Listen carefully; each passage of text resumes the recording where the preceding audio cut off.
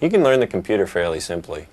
And you know, there's a lot of funniness and buttons all over the place, but with a character like Woody, we always describe it as a marionette, and as the character's built, you attach strings or controls.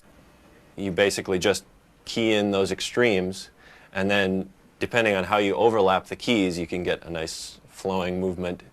Nothing. I'm sure Andy was just a little excited, that's all. Too much cake and ice cream, I suppose. It's just a mistake. We start with, this is the soundtrack, and that's all we have to go with. So we have... Nothing. I'm sure Andy was just a little excited, that's all.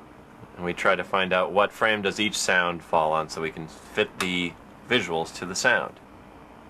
Based on the sound, I figure out what I want him to do. I do thumbnails indicating his acting.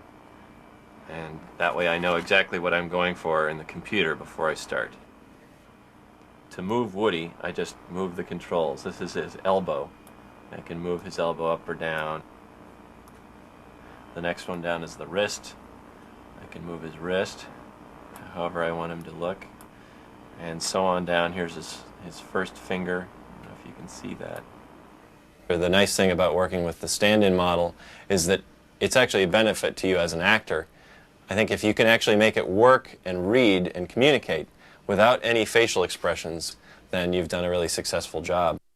When I'm done with his body, this camera will stay locked to his nose. So no matter where he turns, up, down, sideways, the camera stays right here, and then I can work just on the facial animation. So now if I want him to smile, I can just grab one of his smile controls, turn that up. Ta-da! Let me have him smile on the other side as well. It's so precise. You have an incredible amount of control in acting. Like, we've done some scenes where Buzz is thinking to himself, and he's got these little eye darts around that I don't think you could ever draw.